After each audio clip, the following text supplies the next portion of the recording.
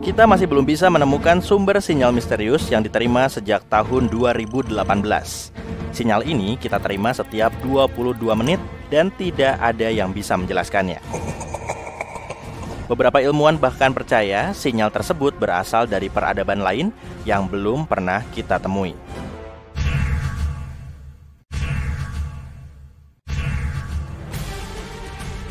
Sinyal radio asing ini tidak ditemukan oleh ilmuwan yang sedang menjalankan misi serius, melainkan oleh seorang mahasiswa yang sedang mengerjakan tugas kuliah. Tyrone O'Doherty, mahasiswa di Curtin University di Australia, menyeleksi data lama dari langit selatan. Dia sedang mencari sinyal radio yang berdenyut aneh. Dia akhirnya menemukan satu sinyal dari tahun 2018 yang tampak menembakkan gelombang radio ke arah bumi.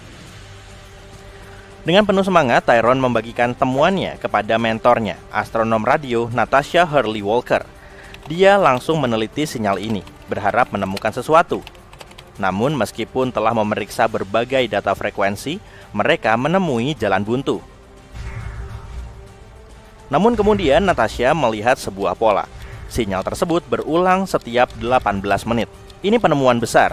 Namun ketika mereka bersiap untuk mempelajarinya lebih lanjut, pof!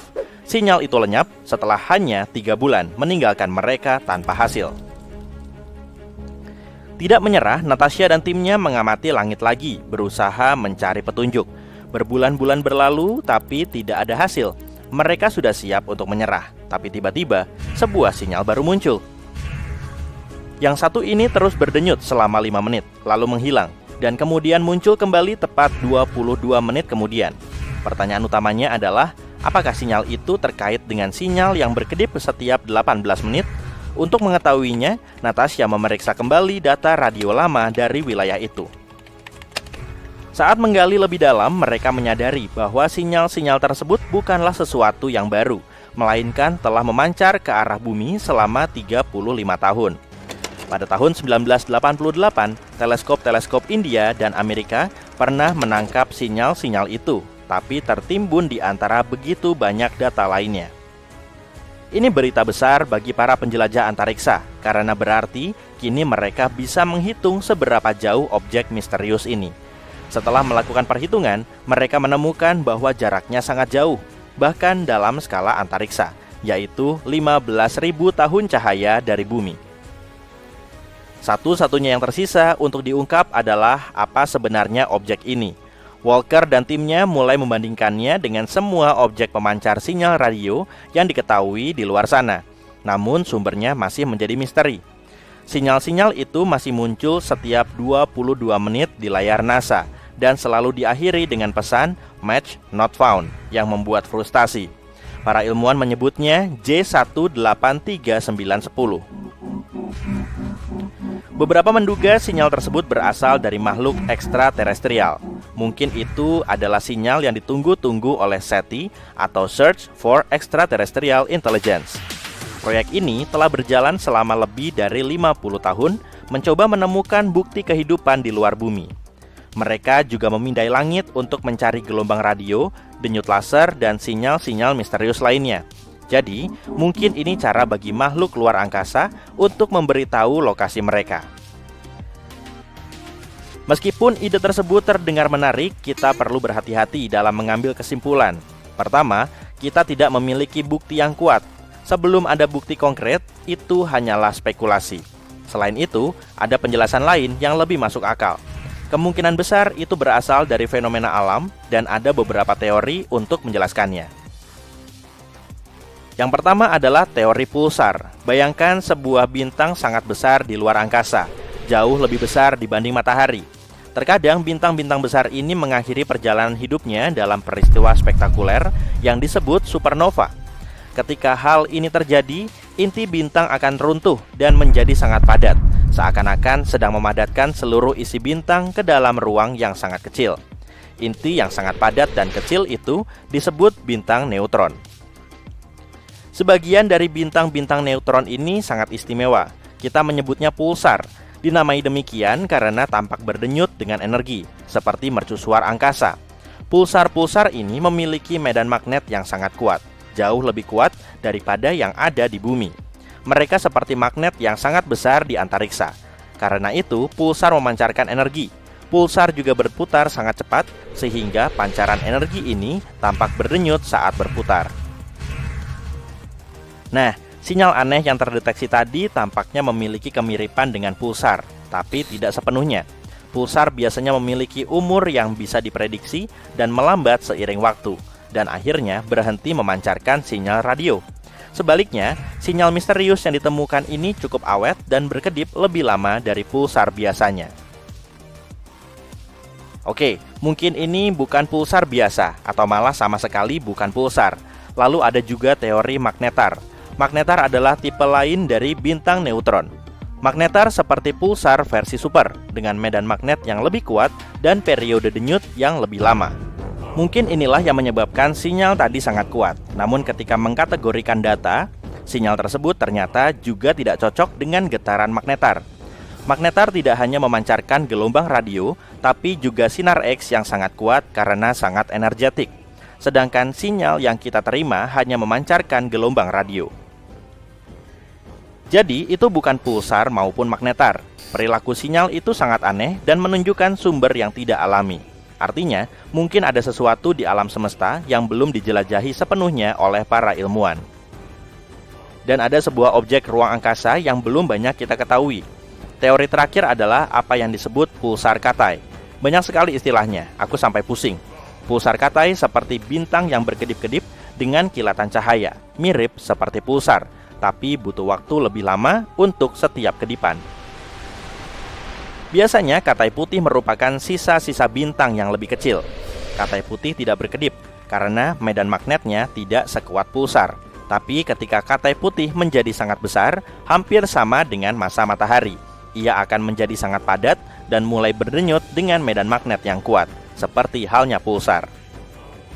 Katai putih memiliki keunikan yang menarik, yaitu terdiri dari elektron, bukan neutron seperti pulsar.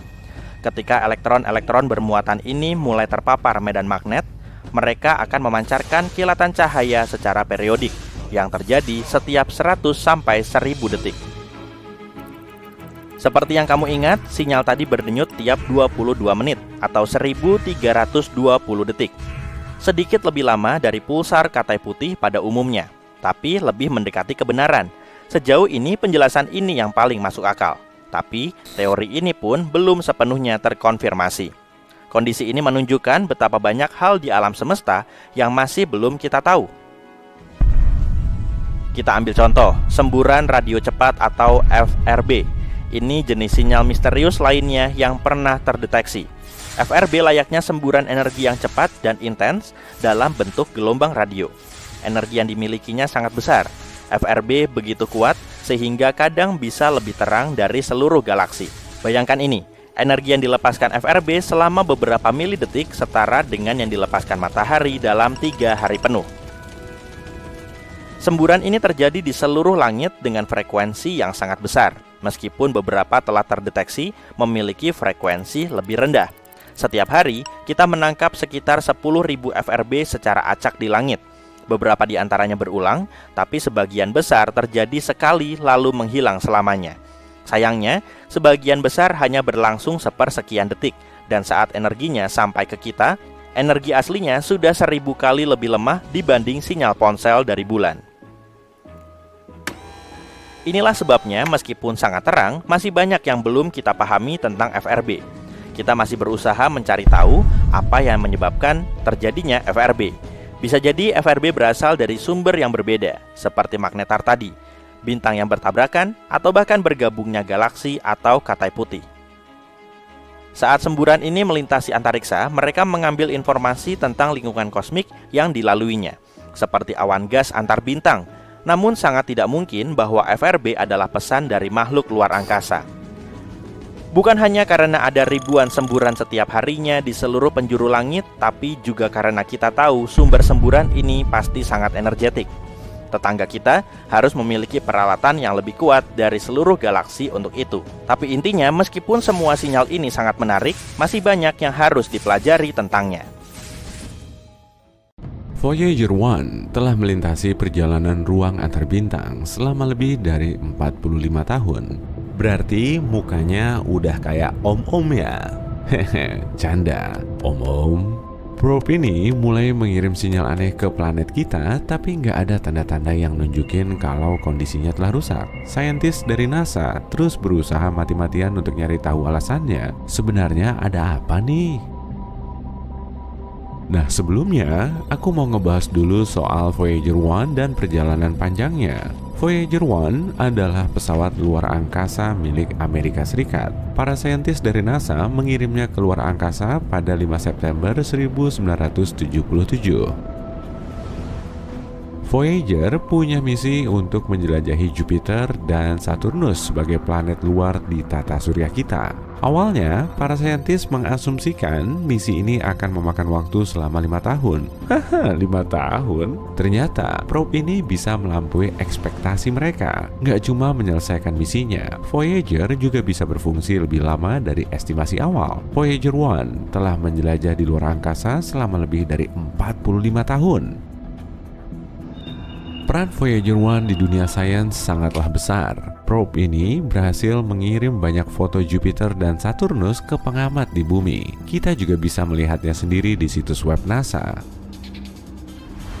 Berkat Voyager 1, para saintis bisa nemu beberapa satelit baru Jupiter dan sistem cincinnya yang belum diketahui. Kita juga bisa tahu, bintik merah Jupiter yang terkenal itu ternyata adalah badai raksasa kuat. Setelah meninggalkan orbit Neptunus, Voyager juga mengirimkan banyak data penting mengenai plasma antar bintang.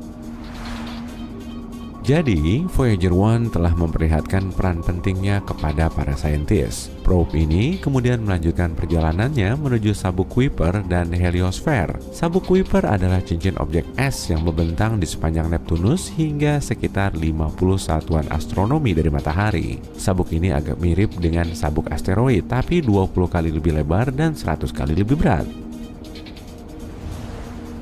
Sedangkan heliosfer adalah area di sekitar matahari yang tekanan angin suryanya seimbang dengan tekanan gas antar bintang. Kamu mulai bingung ya? Hehe, kedengarannya memang agak rumit, tapi data ini sangat membantu kita dalam memahami alam semesta secara keseluruhan. Jadi, inilah tugas terakhir Voyager, memberitahu kita lebih lanjut tentang ruang antar bintang. Probe ini telah mengirim lebih dari 60 frame mosaik tata surya dari jarak lebih dari 6,5 miliar kilometer dari bumi. Para saintis menggunakan frame ini untuk membuat gambar berwarna dengan ukuran besar yang diberi nama Pale Blue Dot atau titik biru pucat. Kira-kira ini titik apa ya? Oh, ternyata bumi kita. Jadi, begitulah rupa bumi kita dari sudut pandang Voyager. Foto ini mampu nunjukin kalau kita sangat kecil dan planet kita sangat rapuh. Voyager 1 juga punya misi lain yang lebih penting, yaitu memberitahu peradaban lain tentang manusia di bumi. Kamu pernah dengar soal piringan emas Voyager yang terkenal itu kan? Piringan emas ini berisi banyak file audio dan video yang terdiri dari beberapa bagian. Bagian pertama berisi kata halo dalam 55 bahasa, termasuk bahasa kuno dan bahasa yang sudah punah. Hampir 80% dari rekaman ini berisi banyak jenis karya musik, misalnya musik klasik karya Bach, Beethoven, Mozart, Stravinsky, musik rakyat dari berbagai negara dan era, hingga blues seperti lagu-lagu terkenal karya Louis Armstrong dan Chuck Berry. 20% sisanya berupa rekaman suara manusia, alam, hewan, dan 116 foto yang dikodekan menjadi sinyal audio. Ada juga rekaman pidato Kurt Waldheim, mantan sekretaris PBB, dan Jimmy Carter, mantan presiden Amerika Serikat yang berisi pesan persahabatan. Selain rekaman, para ilmuwan juga nyiapin jarum pemutarnya, lengkap dengan gambar sederhana yang nunjukin cara pakainya. Mereka juga ngasih tahu cara mengubah pesan suara menjadi gambar. Di dalam piringan ini juga ada koordinat bumi yang terbuat dari peta pulsar. Koordinatnya nunjukin posisi matahari di galaksi Bima Sakti. Rekaman ini dibungkus dalam kotak aluminium berlapis emas untuk melindunginya dari radiasi dan debu kosmik. Sambil membawa piringan ini, Voyager 1 memulai perjalanan panjangnya. Jarak tempuhnya sudah lumayan jauh, dan posisinya saat ini sudah sejauh 154 satuan astronomi dari kita, atau sekitar 23 miliar kilometer. Karena inilah, Voyager 1 menjadi objek buatan manusia yang letaknya paling jauh. Gelar ini awalnya disematkan pada misi Pioneer 10, tapi Voyager 1 berhasil menggesernya pada tahun 1998. NASA bisa dibilang untung besar karena Voyager 1 jauh melampaui batas masa pakainya. Bahkan saking kerennya, Voyager 1 telah menyalip saudara kembarnya, Voyager 2, yang diluncurkan ke luar angkasa 2 minggu sebelumnya. Voyager 1 bergerak dengan kecepatan 17 km per detik atau 56.000 km per jam. Mobil sport modern tercepat di dunia aja cuma bisa melaju dengan kecepatan 491 km per jam. Jadi, kecepatan Voyager 1 sulit dibayangin. Voyager 1 tengah melaju mendekati batas awan Oort atau lapisan hipotetis objek es yang mengelilingi tata surya. Para astronom belum mengonfirmasi keberadaannya, tapi mereka sangat yakin objek tersebut memang ada di situ. Bahkan beberapa saat lalu, fenomena lubang hitam pun cuma dianggap teori. Sayangnya, Voyager 1 nggak akan kembali ke tata surya kita. Probe ini mungkin akan terus berkomunikasi dengan bumi sampai tahun 2025 hingga akhirnya hilang kontak. Dalam waktu 300 tahun, Voyager 1 akan sampai di batas awan Oort. Dan setelah 30.000 tahun, ia akan meninggalkan tata surya. Dan pastinya kita juga akan meninggalkan dunia ini. Kalau perjalanannya lancar, 10.000 tahun kemudian, Voyager 1 akan terbang menuju bintang kate merah Gliese 445 di rasi bintang jerapah. Nantinya, probe ini mungkin akan terus terbang di sekitar Bima Sakti. Oke, sekarang kita bahas soal sinyal misteriusnya ya. Memangnya ada apa sih? Nah, jawabannya agak unik. Laboratorium Propulsi Jet NASA yang memantau dan mengendalikan duo Voyager melaporkan masalah ini pada bulan Mei 2022. Pesawat luar angkasa andalan kita ini tiba-tiba mengirimkan data aneh menuju bumi. Makanya para insinyur NASA mulai kebingungan. Pasti kamu mikirnya gini kan, palingan Voyager 1 udah mulai rusak tuh. Tapi kenyataannya nggak begitu. Voyager 1 masih berfungsi seperti biasa, bahkan masih bisa menerima dan menjalankan perintah dari bumi, serta mengumpulkan dan mengirimkan data ilmiah.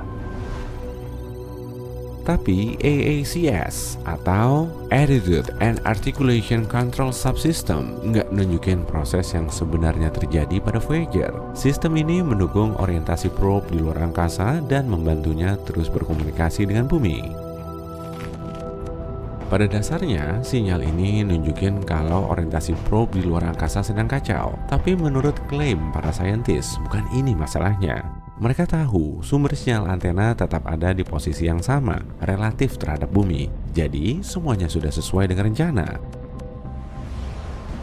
Masalah tersebut belum mengacaukan sistem perlindungan kesalahan di Voyager 1. Probe ini juga belum memasuki mode aman. Lalu, apa yang terjadi di luar angkasa sana?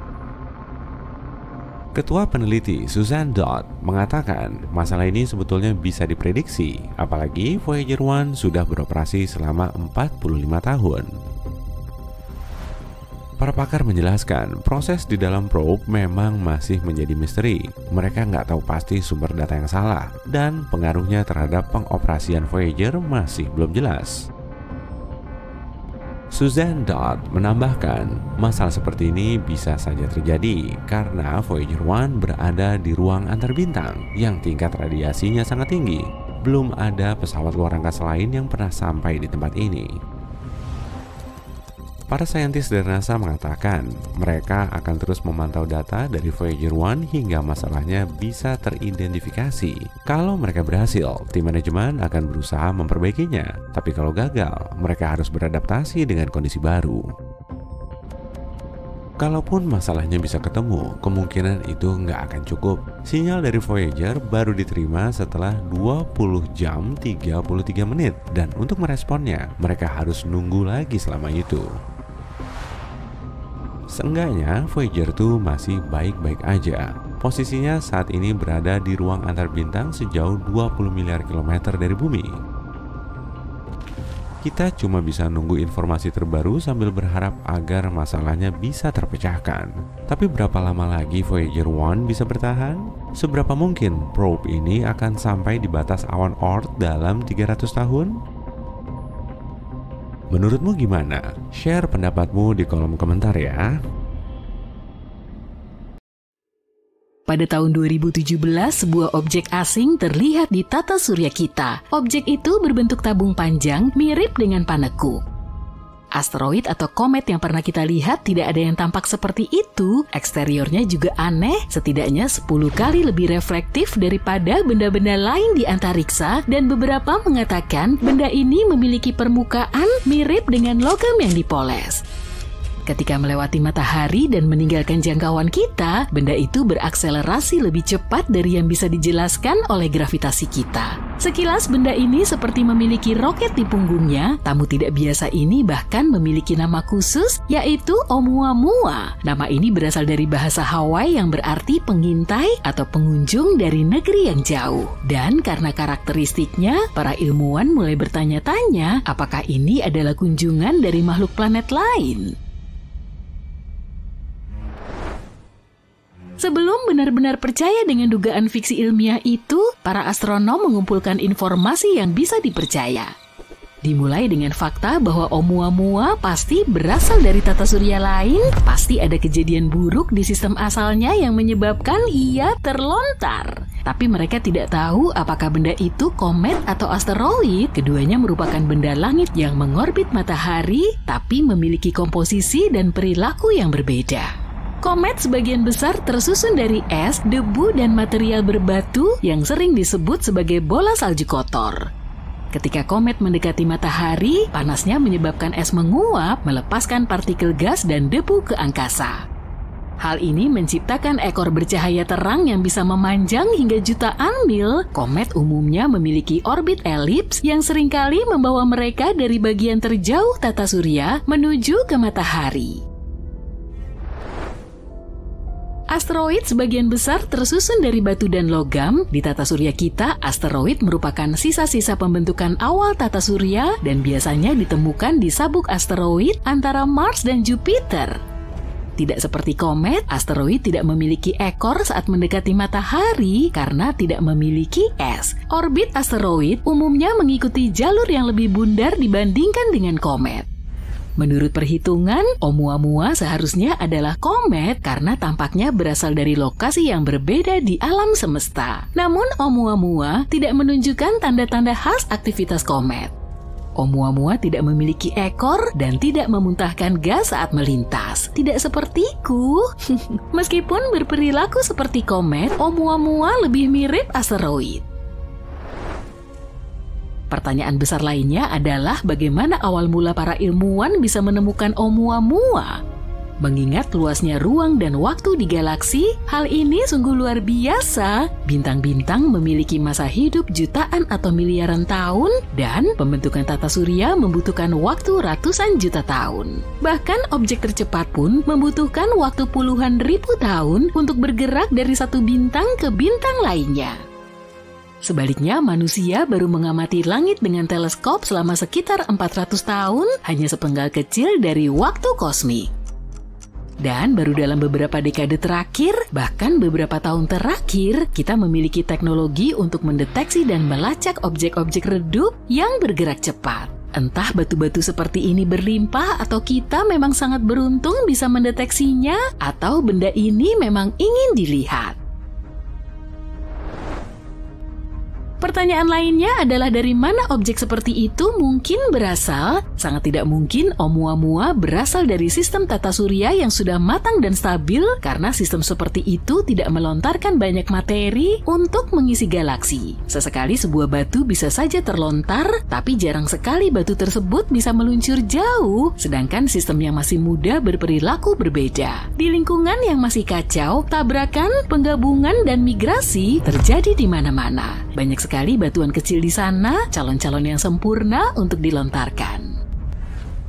Tata surya yang melontarkan Oumuamua pasti memiliki planet yang mirip dengan Jupiter. Ukuran dan gravitasinya yang masif bisa mempengaruhi objek-objek lain dalam sistem sehingga berpotensi untuk terlontar. Tapi tidak semua sistem keplanetan memiliki planet seukuran Jupiter. Seringkali planet-planet masif berada dekat dengan bintang induknya dan menjadi versi Jupiter yang lebih panas. Planet-planet seperti ini yang mengitari matahari dengan nyaman, kecil kemungkinannya untuk melontarkan serpihan. Planet-planet mirip Neptunus mungkin juga berperan. Meskipun tidak semasif Jupiter, mereka cenderung menyebut daerah terluar tata surya sebagai rumah mereka. Tata surya kita memiliki sabuk Kuiper, tempat penampungan komet di bagian terluarnya. Pada masa awal pembentukan tata surya, interaksi antara planet mirip Neptunus dan puing-puingnya umum terjadi. Akan tetapi menemukan planet serupa Neptunus di tata surya lain merupakan tantangan tersendiri. Metode yang digunakan untuk mendeteksi eksoplanet bekerja lebih baik pada objek masif yang dekat dengan bintang induknya, sehingga sulit untuk menemukan planet serupa Neptunus di tempat yang lebih jauh. Oumuamua juga dikaitkan dengan teori aneh tentang bagaimana kehidupan muncul di alam semesta, yaitu teori panspermia. Ini adalah hipotesis yang menyatakan bahwa kehidupan ada di seluruh alam semesta dan dapat didistribusikan di antara planet-planet dengan berbagai cara, seperti asteroid, komet, atau bahkan pesawat antariksa. Hipotesis ini menyatakan bahwa kehidupan pasti berasal dari satu lokasi di alam semesta dan kemudian menyebar ke benda-benda langit lainnya. Para pendukung teori panspermia berpendapat kalau objek antar bintang seperti itu berpotensi membawa mikroba kecil yang merupakan bahan penyusun kehidupan di antara sistem-sistem bintang. Jika benda-benda seperti itu menabrak planet atau bulan, mereka bisa memindahkan materi-materi tersebut dan menyemai kehidupan di benda langit itu. Untuk saat ini belum ada bukti yang mendukung gagasan bahwa komet ini secara khusus membawa kehidupan antar sistem bintang. Setelah penelitian bertahun-tahun, konsensus umum yang didapat adalah bahwa Oumuamua memang sebuah komet. Alasan komet ini bergerak secara aneh adalah karena mungkin ada hidrogen beku di permukaannya yang bereaksi ketika terkena sinar matahari. Semakin dekat ke matahari, semakin cepat dia bergerak melepaskan hidrogen itu dan mengubah jalurnya di tata surya. Warnanya juga mendukung teori ini. Warnanya merah yang mungkin berarti dia telah terpapar sinar kosmik untuk waktu yang lama. Semakin lama terpapar oleh sinar-sinar itu, maka semakin banyak hidrogen yang dikumpulkannya. Tapi karena belum sepenuhnya yakin, para astronom punya rencana untuk mengikuti si pengunjung ini. Salah satu idenya adalah mengirim misi untuk memeriksanya. Komet ini sudah jauh dari kita, tapi mungkin belum terlambat. Kita mungkin bisa mengirimkan wahana yang cukup cepat untuk mengejar komet tersebut. Rencana ini dinamai Proyek Lyra dan bertujuan untuk menggunakan orbit Bumi dan Jupiter untuk melontarkan wahana cukup jauh untuk mencapai Oumuamua. Jika berhasil, ini akan menjadi wahana antariksa tercepat yang pernah dikirim ke luar angkasa. Salah satu potensi lintasan wahana antariksa ini adalah memanfaatkan tarikan gravitasi planet kita dan Jupiter sebagai efek lasso. Tapi bukan Ted Lasso ya. Wahana ini akan meninggalkan planet kita dan masuk kembali ke orbit Bumi sebelum akhirnya dilontarkan untuk mendekati tarikan Jupiter. Wahana ini akan dikirim kembali ke dekat planet kita untuk kedua kalinya dan dilontarkan dengan kekuatan yang cukup untuk mencapai komet. Proyek Lyra juga ditujukan untuk mengikuti tamu jauh kedua bernama Borisov. Yang satu ini ditemukan oleh seorang astronom amatir dan kini namanya disematkan padanya. Yang menarik tentangnya adalah tampilannya yang bersih. Mirip dengan Oumuamua, kita juga belum pernah melihat yang seperti Borisov. Penelitian terhadap cahaya yang berasal dari awan debu dan gasnya menunjukkan kalau ia sangat bersih dibanding objek-objek antariksa lainnya. Setelah pertama kali ditemukan pada bulan Agustus 2019, para astronom mempelajari lintasannya di tata surya dan menyimpulkan bahwa Borisov juga berasal dari bintang lain. Tapi Borisov memberi kita lebih banyak waktu untuk mempelajarinya karena ditemukan lebih awal dalam perjalanannya melintasi wilayah kita. Para peneliti menggunakan teleskop canggih untuk melihat debu dari Borisov. Mereka menemukan Borisov melontarkan lebih dari 180 kg debu setiap detiknya. Mereka juga menemukan bahwa Borisov memiliki lebih banyak karbon monoksida daripada komet-komet di tata surya. Tapi jumlahnya tidak sama di seluruh bagian komet. Hal ini menunjukkan objek antariksa itu mungkin mulai terbentuk di dekat bintang induknya sebelum kemudian menjauh. Mungkin karena ada planet yang lebih besar di sistemnya. Cahaya dari Borisov jauh lebih terpolarisasi daripada cahaya dari komet-komet lain yang pernah kita lihat dan awannya sangat halus. Hal ini menunjukkan kalau Borisov tidak pernah berinteraksi dengan bintang lain.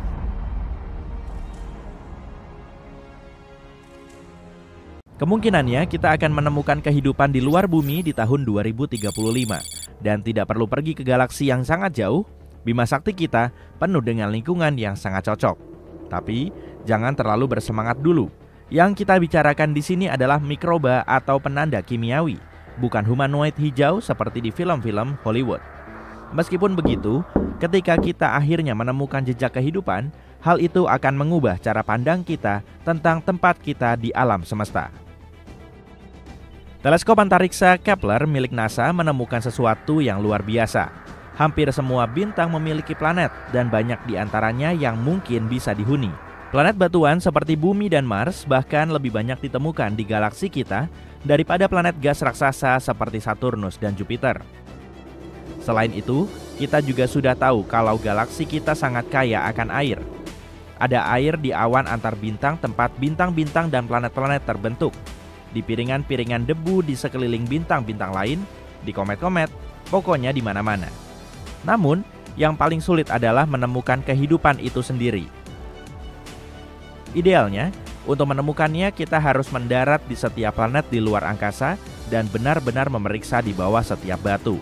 Namun, berkat penelitian terbaru, setidaknya kita bisa mempersempit pencarian ke planet-planet yang berpotensi layak huni.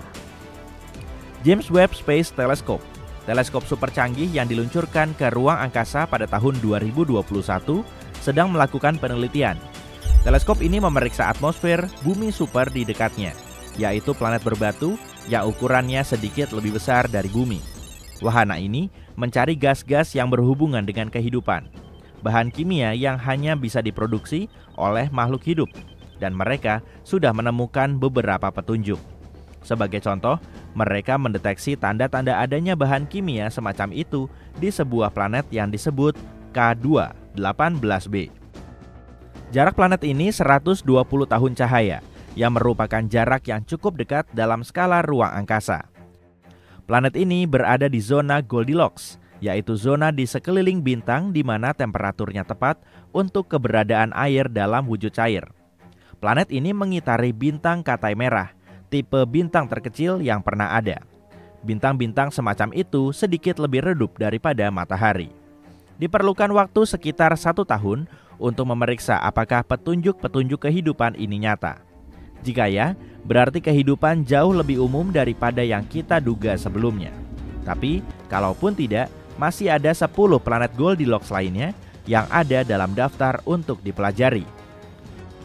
Teleskop luar angkasa James Webb adalah alat yang sangat keren, tapi memiliki keterbatasan. Teleskop ini tidak bisa mendeteksi planet-planet kecil yang mirip bumi karena ukurannya. Untuk mengatasinya, NASA berencana untuk meluncurkan alat lain, teleskop survei inframerah bidang lebar. Teleskop ini akan lebih baik lagi dalam mendeteksi planet-planet seperti itu dan bahan kimia yang berhubungan dengan kehidupan. Dan juga ada proyek SETI. SETI adalah singkatan dari Search for Extraterrestrial Intelligence. Proyek ini telah berburu makhluk luar angkasa sejak tahun 80-an. Mereka juga percaya bahwa kita akan menemukan tanda-tanda kehidupan dalam 10 tahun ke depan. Belum lama ini, mereka memulai sebuah proyek yang sangat besar dan keren. Proyek ini dinamakan COSMIC dan menggunakan serangkaian teleskop radio di New Mexico. Kalian mungkin pernah melihatnya di film Contact. COSMIC memungkinkan para ilmuwan untuk mendengarkan ratusan ribu, bahkan jutaan sistem bintang pada waktu yang sama. Teleskop-teleskop ini mengamati langit dan memeriksa data secara langsung. Jika ada sinyal yang menarik, para ilmuwan bisa langsung memeriksanya tanpa harus menunggu berminggu-minggu atau bahkan berbulan-bulan. Sinyal-sinyal itu sendiri sering kali muncul secara tiba-tiba dan singkat. Tapi, kosmik bisa mendeteksi sinyal-sinyal terpendek yang berlangsung dalam hitungan nanodetik. Kosmik juga dapat membantu penelitian lain, seperti mempelajari semburan radio cepat yang misterius dan tidak dapat dijelaskan atau bahkan materi gelap. Ini adalah alat terbesar dan paling kuat untuk mencari kehidupan di luar bumi yang pernah kita ciptakan. Tapi, tidak cukup hanya dengan mendengarkan saja. Kenapa kita tidak mencari tahu sendiri? NASA telah mengirimkan beberapa sinyal ke luar angkasa.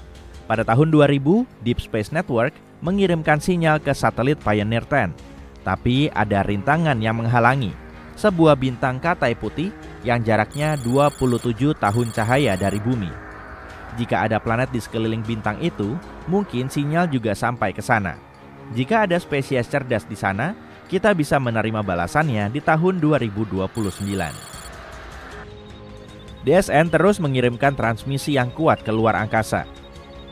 Sinyal-sinyal ini akan bertemu dengan 222 bintang dalam 3 abad ke depan.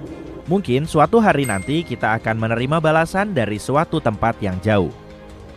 Tapi kenapa kita belum menerima jawaban?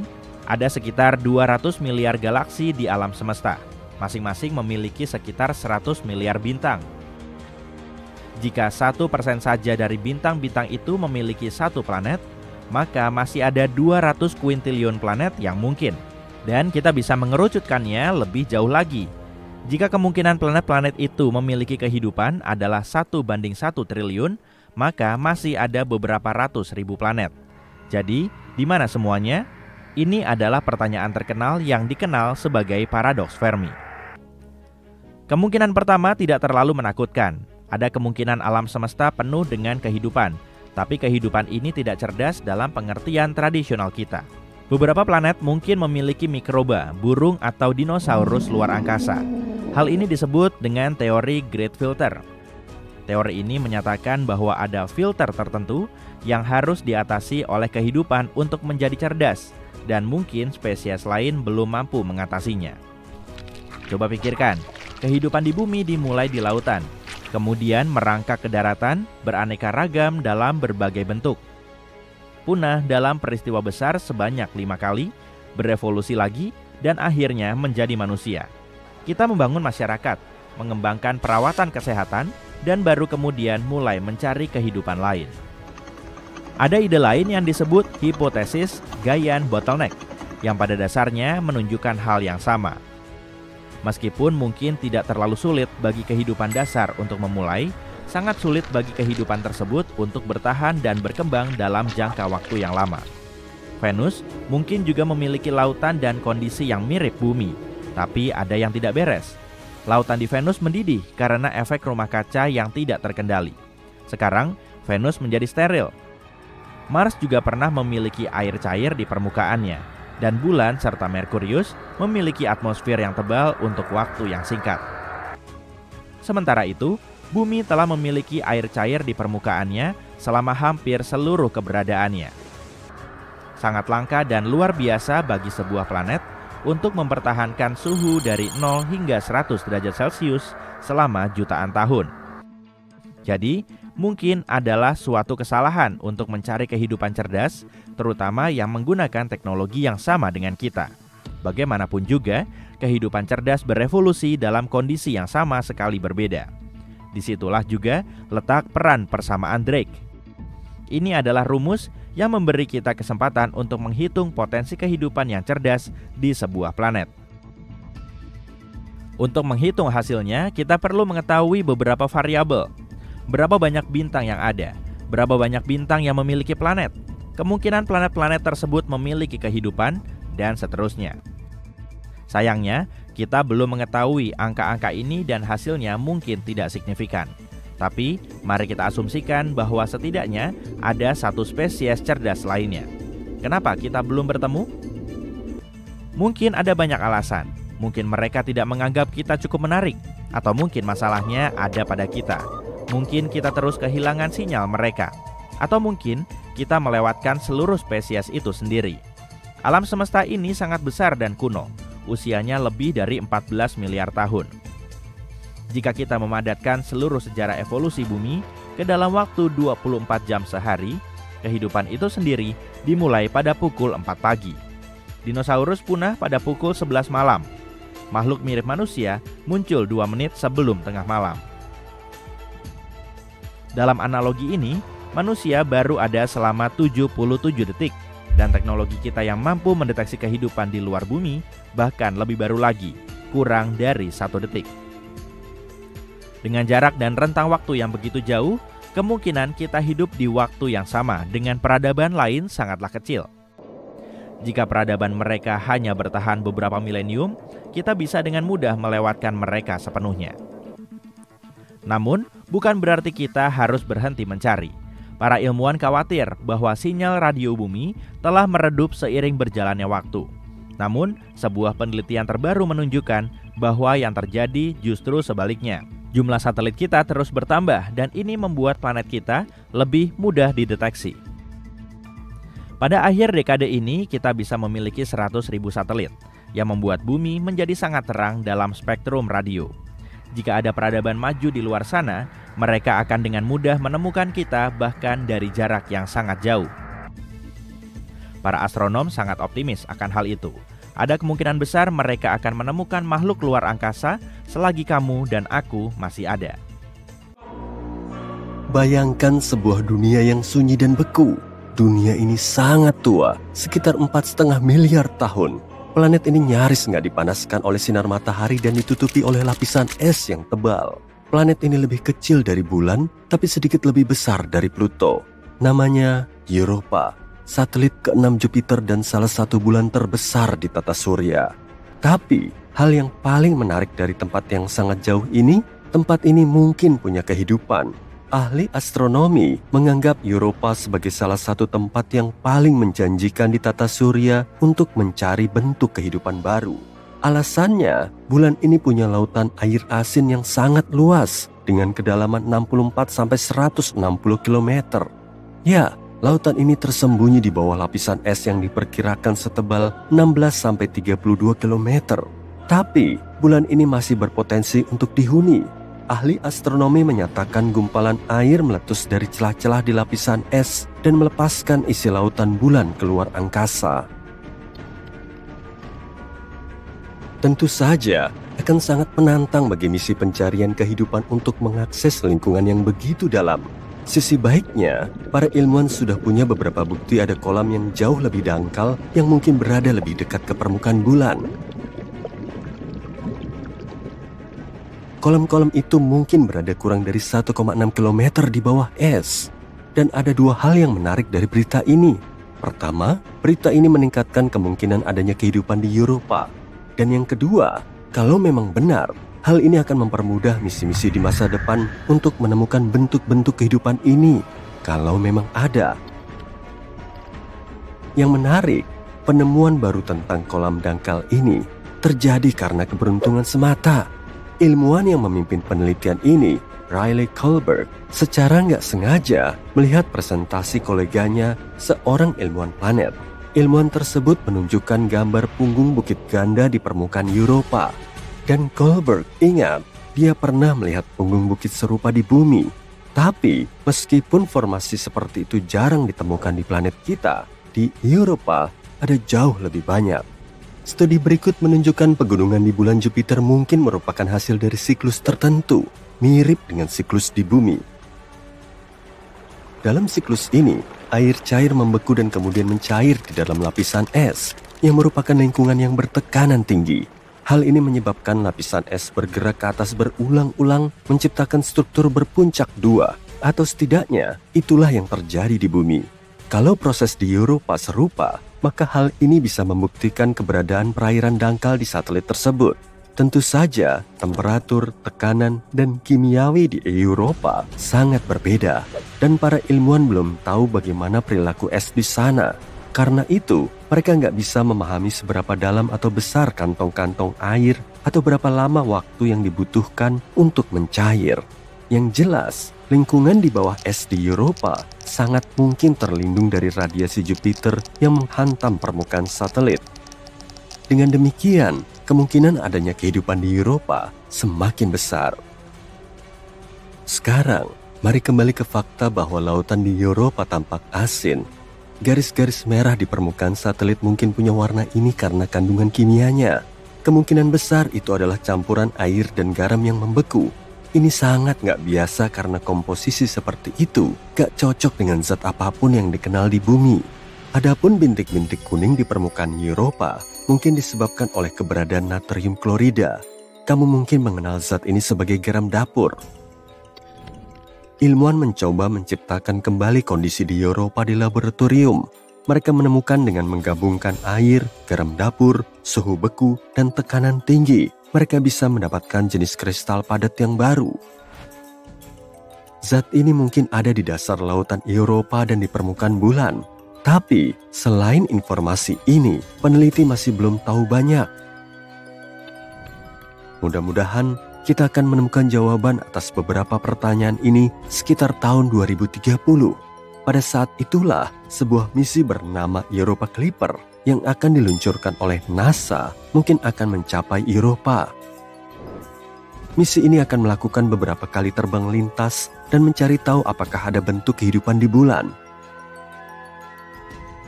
JUICE, singkatan dari Jupiter Icy Moons Explorer, milik Badan Antariksa Eropa, juga akan mengunjungi Eropa dalam beberapa tahun ke depan. Tapi Eropa bukan satu-satunya tempat di tata surya yang mungkin menjadi tuan rumah atau pernah menjadi tuan rumah bagi kehidupan. Pada 2003, Mars Express, wahana antariksa yang diluncurkan oleh Badan Antariksa Eropa, menemukan metana di atmosfer Mars. Di planet kita, sebagian besar gas di atmosfer dihasilkan oleh makhluk hidup, misalnya oleh ternak yang mencerna makanan. Namun, ilmuwan menduga metana stabil di atmosfer Mars selama sekitar 300 tahun. Lalu, pada 2006, metana hampir seluruhnya lenyap dari planet merah. Dan itu terjadi 600 kali lebih cepat dari yang diperkirakan oleh model para peneliti. Pertanyaannya, apa atau siapa yang menghasilkan gas tersebut dan kemana perginya? Misteri Mars lainnya adalah mikroba yang mungkin tertidur di bawah permukaan Mars. Di sana, mereka mungkin terlindung dari radiasi keras yang datang dari luar angkasa selama jutaan tahun. Para ilmuwan mensimulasikan kondisi di Mars di laboratorium untuk memeriksa apakah hal itu mungkin benar. Dan mereka takjub saat mengetahui bakteri bisa dengan mudah bertahan hidup dalam kondisi seperti itu selama 280 juta tahun. Artinya, kalau memang ada kehidupan di Mars, kita bisa menemukan buktinya di bawah permukaan planet dengan mengebor tanah Mars. Saat ini, gak ada air yang mengalir di Mars dan sel atau spora akan mengering. Ditambah lagi, suhu permukaannya mirip dengan suhu es kering. Dengan kata lain, permukaan planet ini sangat beku. Dan tetap saja ada 6 jenis bakteri dan jamur yang hidup di bawah tanah di planet merah. Yang paling mungkin adalah yang dijuluki Conan si bakteri karena sifatnya yang tangguh. Ya, kurasa waktu yang akan membuktikannya. Sekarang mari kita beralih ke Venus. Pada 2020, ilmuwan mengumumkan di atmosfer Venus yang beracun ada sesuatu yang mungkin berarti adanya kehidupan. Sayangnya, ilmuwan nggak punya bukti karena nggak ada kesempatan untuk mengumpulkan spesimen mikroba atau mengambil foto kehidupan di luar bumi. Tapi mereka mengklaim telah menemukan bahan kimia yang disebut fosfin di sana, dan itu adalah hal yang besar. Kalau bukan bahan kimia yang sebelumnya nggak diketahui yang memproduksi gas ini, maka mungkin ada semacam kehidupan mikroba yang terlibat dalam prosesnya. Fosfin terdiri dari 3 atom hidrogen dan 1 atom fosfor. Gas ini beracun bagi semua bentuk kehidupan darat yang membutuhkan oksigen, termasuk manusia. Di planet kita, fosfin bisa ditemukan di tempat-tempat yang nggak memiliki atau hanya memiliki sedikit oksigen. Misalnya, rawa-rawa dan air payau. Gas ini dibuat oleh campuran kompleks bakteri yang hidup di sana.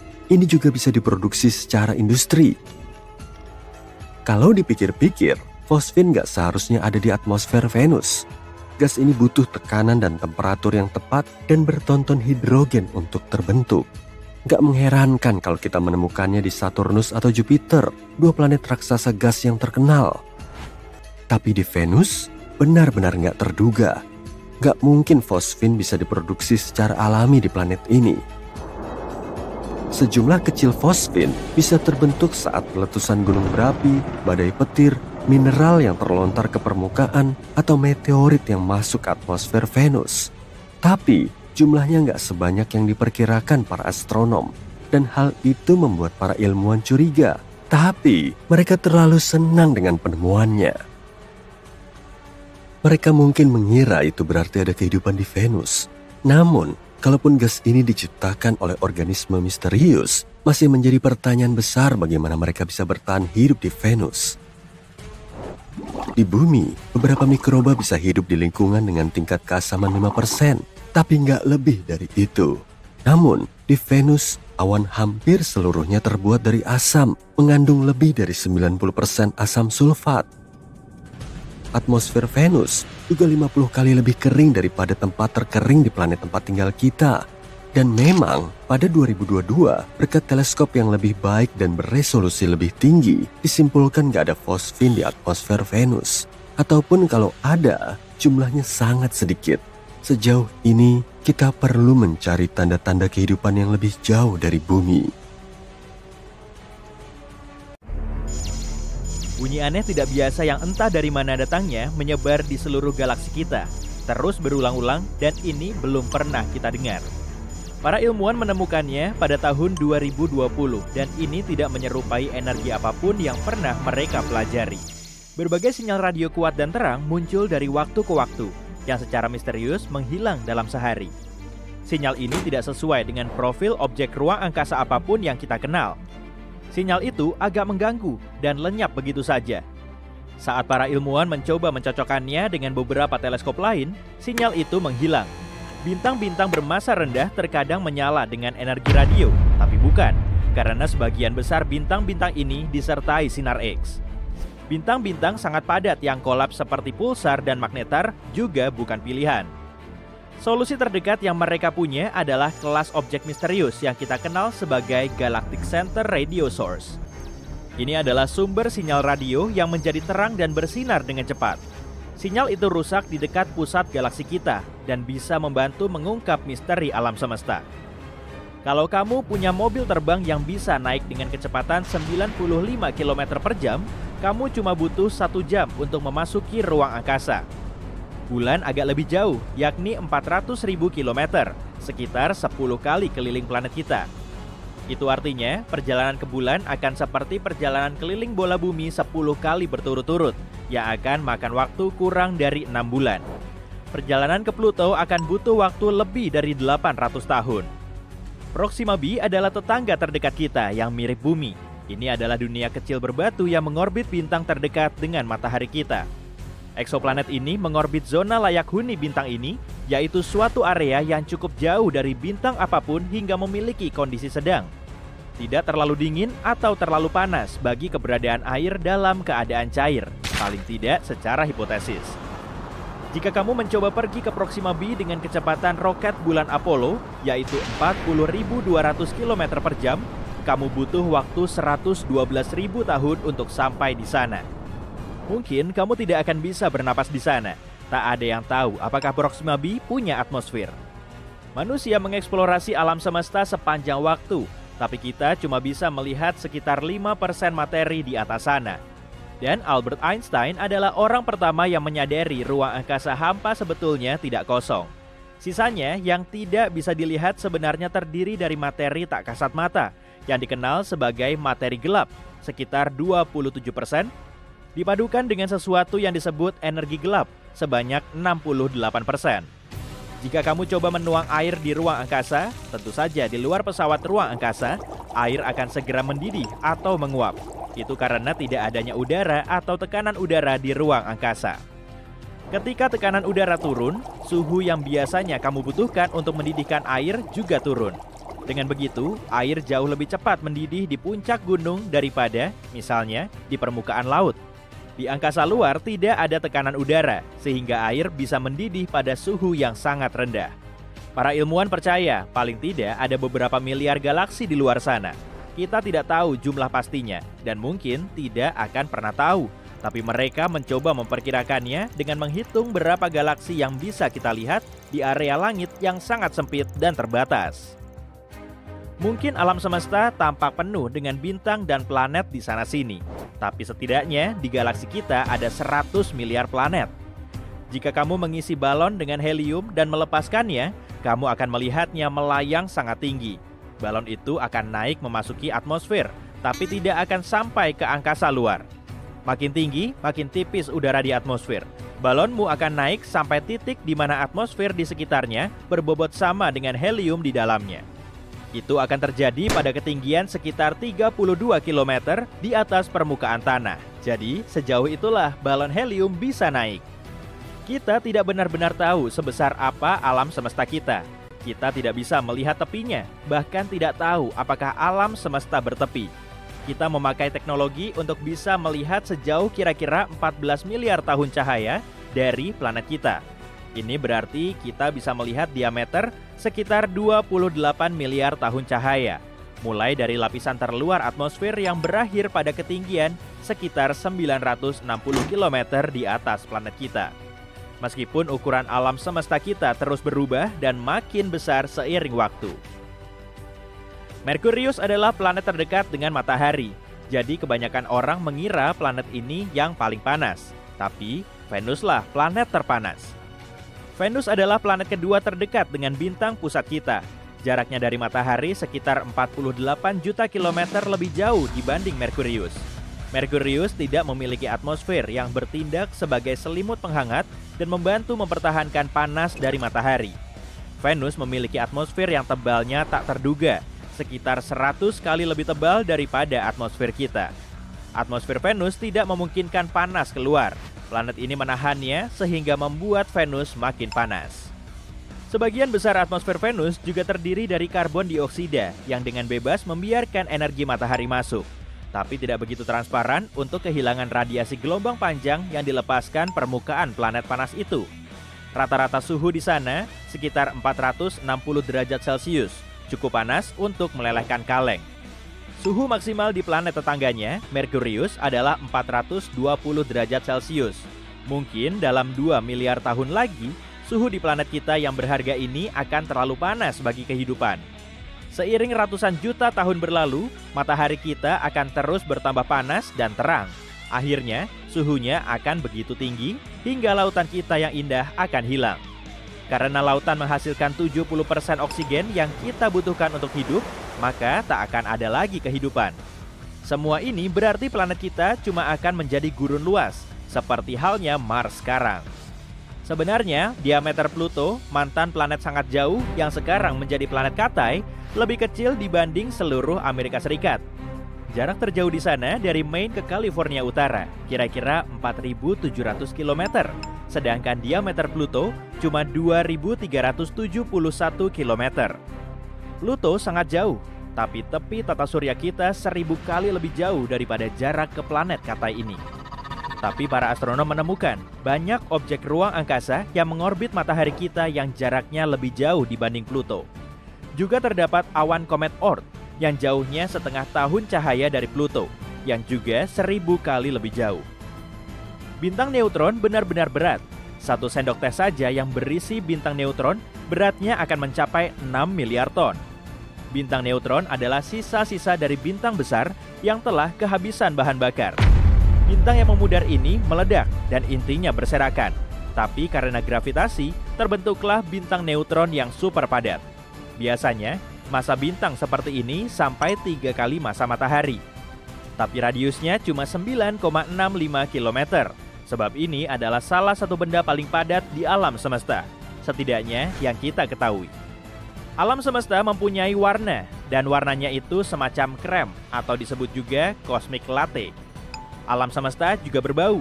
Baunya mengingatkan kita akan steak panggang atau logam panas. Setidaknya begitulah kata para astronot yang melayang-layang di ruang angkasa sana. Jika kamu ingin membuat pakaian antariksa, siap-siap aja kerja keras. Kita butuh 5.000 jam untuk membuat pakaian antariksa dan biayanya lebih dari 14 miliar rupiah. Pakaian astronot yang sangat bagus terdiri dari 11 lapis bahan dan beratnya sekitar 50 kg. Dan pakaian ini harus nyaman, kamu butuh lebih banyak ruang di dalamnya, sebab tubuhmu akan memanjang sekitar 5 cm di ruang angkasa. Saat kamu sedang melayang-layang di antariksa, gravitasi bumi tidak berdampak kepadamu. Itu sebabnya tulang belakangmu memanjang dan sedikit rileks, yang artinya mungkin kamu akan 3% lebih tinggi. Untuk 180 cm, tambahannya akan sekitar 5 cm. Tapi tenang, ini tidak permanen. Begitu turun ke bumi, kamu akan menyusut lagi ke ukuran biasa dalam beberapa bulan.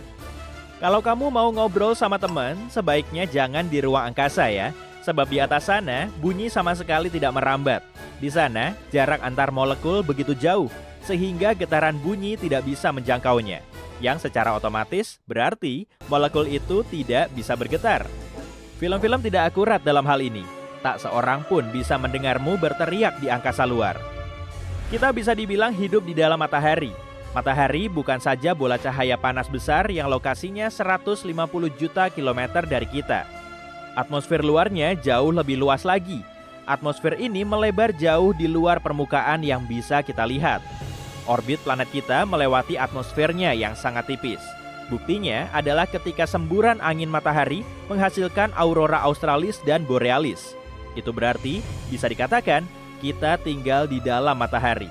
Bukan cuma kita, planet-planet lain juga, termasuk Neptunus yang jauh. Heliosfer, yaitu atmosfer terluar matahari, membentang sampai sekitar 16 miliar kilometer. Woi, bangun woi. Jangan tidur dulu, dengerin deh. Ada sinyal FM 5 detik yang berasal dari salah satu satelit Jupiter. Kamu langsung meraih ponsel untuk memberitahu rekan-rekanmu. Mereka keheranan saat mencerna informasi darimu dan bergegas menuju ke lab. Selama bertahun-tahun, kamu telah bekerja sebagai ilmuwan di probe Juno yang menjelajahi Jupiter. Tapi baru kali ini kamu bisa mengamati fenomena seunik ini. Ganymede merupakan satelit terbesar Jupiter sekaligus yang terjumbo di seantero tata surya kita. Kalau saja nggak ngorbit Jupiter, statusnya akan berubah menjadi planet. Malahan, ukurannya lebih besar dari Merkurius dan Pluto. Tapi uniknya, Ganymede punya medan magnet. Umurnya sudah 4,5 miliar tahun, atau kurang lebih setua Jupiter. Untuk mengorbit planetnya, Ganymede perlu waktu selama 7 hari di bumi. Semua rekanmu sudah mengerumuni laboratorium dan gak sabar ingin menyaksikan rekaman sinyal yang berasal dari luar angkasa itu. Mereka juga ikut menerka-nerka, mencoba mencari tahu sumbernya. Sekitar 40% permukaan Ganymede gelap dan diselimuti banyak kawah, tapi 60% sisanya terang.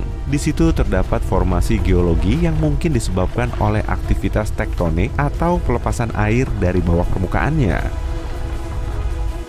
Para ilmuwan telah mendeteksi lapisan oksigen tipis yang terperangkap di atmosfer Ganymede. Suhu di sana sangat dingin, yaitu antara minus 110 sampai minus 130 derajat Celcius. Mereka juga masih belum tahu banyak soal aktivitas dan jenis unsur kimia yang tersimpan di dalamnya. Kemudian, beberapa rekanmu mencoba mensimulasikan kondisi yang sama seperti saat bunyi ini ditransmisikan, lalu menunggu sampai berjam-jam. Tapi hasilnya nihil. Mungkin tadi cuma kebetulan. Kamu langsung menuju sistem kontrol untuk mengaktifkan wahana antariksa Juno. Misi ini bertujuan untuk mengamati gravitasi, medan magnet, atmosfer, dan evolusi Jupiter. Beberapa bukti juga telah menunjukkan kalau satelit terbesar Jupiter ini mengalami evolusi. Di sekitarnya terdapat medan magnet yang sering memicu terjadinya aurora. Gas benderang ini menghiasi kutub utara dan selatan Ganymede. Kalaupun ada tanda-tanda kehidupan, lokasinya kemungkinan besar ada di dasar lautnya yang sangat asin. Selama bertahun-tahun, para ilmuwan mengira kalau matahari menjadi komponen utama pembentuk kehidupan. Tapi sekarang kita tahu, jauh di dasar laut juga ada organisme. Bahkan, mereka bisa bertahan hidup meski tanpa sinar matahari. Lautan di bumi menyimpan banyak organisme aneh dengan segala rupa dan bentuknya. Lili laut hidup di kedalaman 3000 meter di bawah laut. Penampilannya memang mirip dengan bunga lili, tapi organisme ini bukan termasuk tumbuhan, melainkan hewan. Jangan salah dulu, bagian tubuh yang mirip batang dan daun ini sebetulnya punya ujung saraf untuk mendeteksi makanan di sekitar. Hiu goblin termasuk hiu teraneh yang ada di dasar laut. Panjang tubuhnya bisa sampai 3,5 meter dan moncongnya kelihatan sangat unik.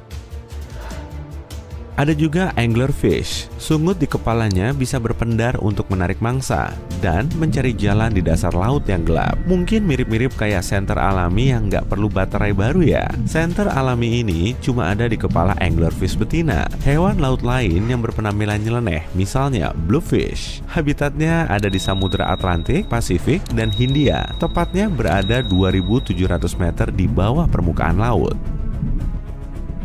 Oke lah, kembali ke misimu tadi sebagai ilmuwan. Meski kamu sudah mewanti-wanti rekanmu untuk tutup mulut soal bunyi aneh tadi, media tetap bisa mengendusnya lalu menjadikannya sebagai topik perbincangan yang hangat. Sejumlah kantor berita mulai menghubungimu untuk melakukan wawancara. Mereka ingin tahu soal terobosanmu untuk membuktikan kalau di luar angkasa sana memang ada kehidupan. Tak lama kemudian, kamu datang ke stasiun berita itu untuk memaparkan hasil penemuanmu. Beribu pasang mata di dalam studio mengamati gerak-gerikmu.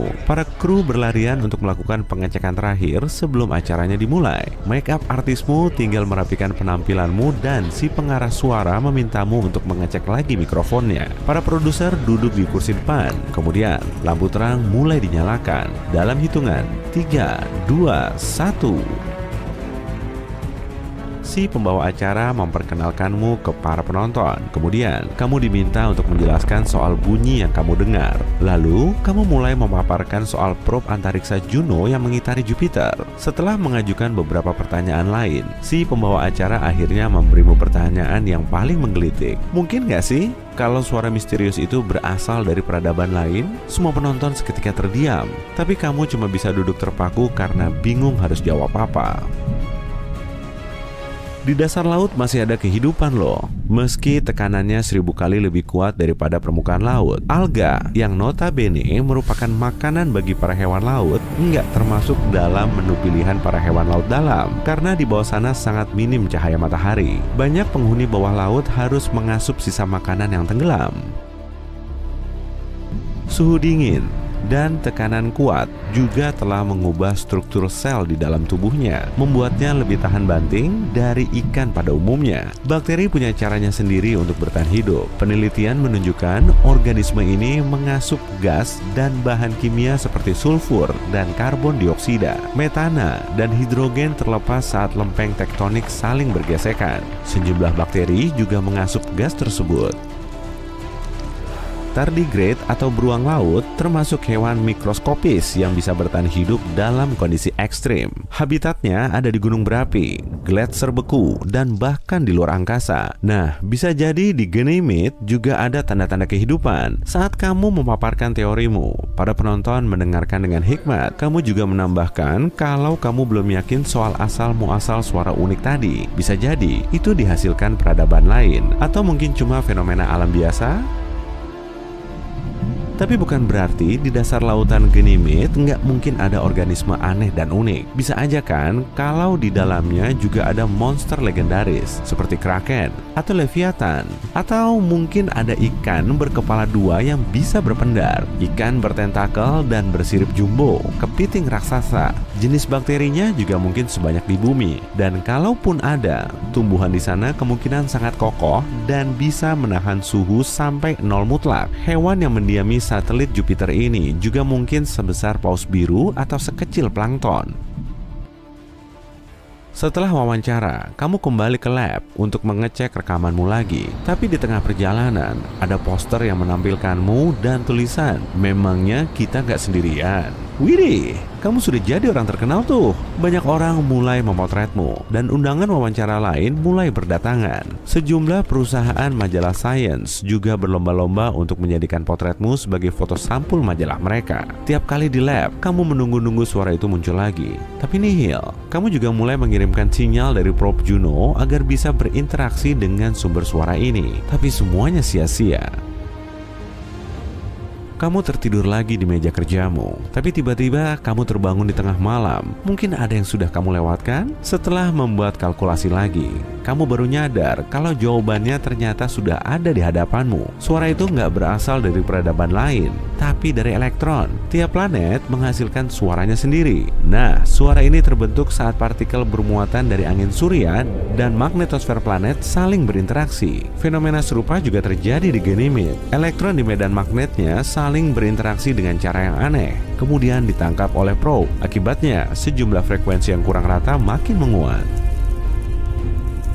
Duh, kamu jadi malu sendiri deh. Sebelum fajar menyingsing, kamu segera mengabarkan berita ini ke rekanmu. Agensi yang tadi mewawancaraimu segera bikin pernyataan resmi yang isinya peradaban lain nggak berinteraksi dengan kita. Kamu cuma bisa terduduk di ruang kerjamu sambil menunggu peristiwa yang selanjutnya bakal terjadi. Menurut prediksi, satelit Jupiter lain, Europa, juga bisa menyokong kehidupan. Di dalamnya terdapat inti besi, mantel, dan lautan asin yang volumenya mencapai 2 kali lautan di bumi. Dan sama seperti di Ganymede, lautan Europa berada di bawah kerak es. Para ilmuwan mengklaim kemungkinan Europa juga punya gunung berapi aktif dan sejumlah bakteri tahan banting. Dengan kandungan air, bahan kimia, dan sumber energi spesifik yang cukup, Europa bisa menghasilkan kehidupan. Tapi kemungkinan di sana cuma ada mikroba kecil.